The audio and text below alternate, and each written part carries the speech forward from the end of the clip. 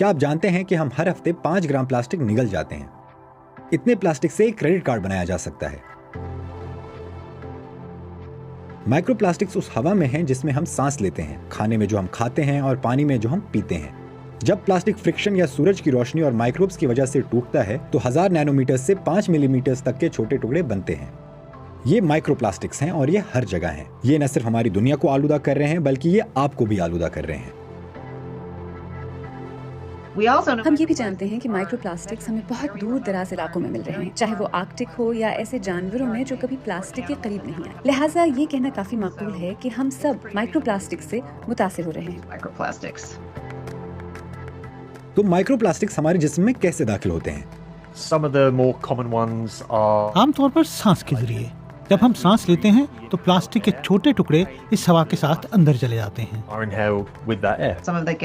कुछ पानी में शामिल हो जाते हैं और इस तरह ये पीने के पानी के जरिए हमारे जिस्म में दाखिल हो सकते हैं। ये मछली या दूसरे जानवरों के अंदर मौजूद हो सकते हैं और फिर जब हम उनका गोश्त खाते हैं तो हमारे अंदर जा सकते हैं। अगर माइक्रोप्लास्टिक्स काफी छोटे हों तो वो हमारी जिल्द में मौजूद फॉलिकल्स के जरिए अंदर जा सकते हैं। सड़क पर लंबे अरसे तक वक्त गुजारने और टायरों से निकलने वाले बहुत ज्यादा बारीक रबड़ के टुकड़ों के सामने आने का मतलब है कि आपको ज्यादा एक्सपोजर हुआ होगा। माइक्रोप्लास्टिक्स हमारी सेहत को ऐसे तरीकों से मुतासिर कर रहे हैं जिन्हें हमने समझना अब शुरू किया है। वो खून की नलियों में दाखिल होकर पूरे जिस्म में फैल सकते हैं। साइंटिस्ट ने उन्हें जिस्म के तकरीबन हर हिस्से में यानी खून और यहाँ तक कि माँ के दूध में भी पाया है। तहकीक से पता चलता है कि वो सोजिश और हार्मोन्स में भी खलल पैदा कर सकते हैं।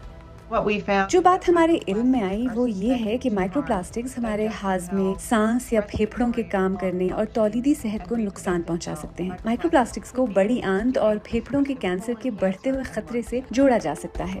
माहिरीन का कहना है कि माइक्रोप्लास्टिक से मुतासिर होने के खतरे को खत्म करना अमली तौर पर नामुमकिन है, लेकिन प्लास्टिक्स का एक्सपोजर कम करने के तरीके मौजूद हैं। ऐसा करने के लिए 5 अमली तरीके हैं जो अभी से शुरू किए जा सकते हैं। प्लास्टिक कंटेनर्स में खाने को गर्म करने से मुकम्मल तौर पर गुरेज करें। ये प्लास्टिक को तोड़ सकता है, माइक्रोप्लास्टिक्स को खारिज कर सकता है और नुकसानदेह केमिकल्स को हमारे खाने में मिला सकता है। सिंगल यूज प्लास्टिक्स का इस्तेमाल छोड़ दें, जैसे कि प्लास्टिक की पानी की बोतल की जगह स्टेनलेस स्टील का इस्तेमाल करें। माइक्रोप्लास्टिक्स नलके के पानी में भी पाए गए हैं, लिहाजा फिल्टर्ड पानी का इस्तेमाल एक दानिशमंदाना इकदाम है। यहाँ तक कि टी बैग्स पर भी जब आप खौलता हुआ पानी डालते हैं तो माइक्रोप्लास्टिक्स खारिज हो सकते हैं। लूज लीफ टी का इस्तेमाल करें। हेपा फिल्टर वैक्यूम्स का इस्तेमाल करें ताकि धूल न उठे। खाने से पहले हाथ धोएं और जूते दरवाजे पर छोड़ें।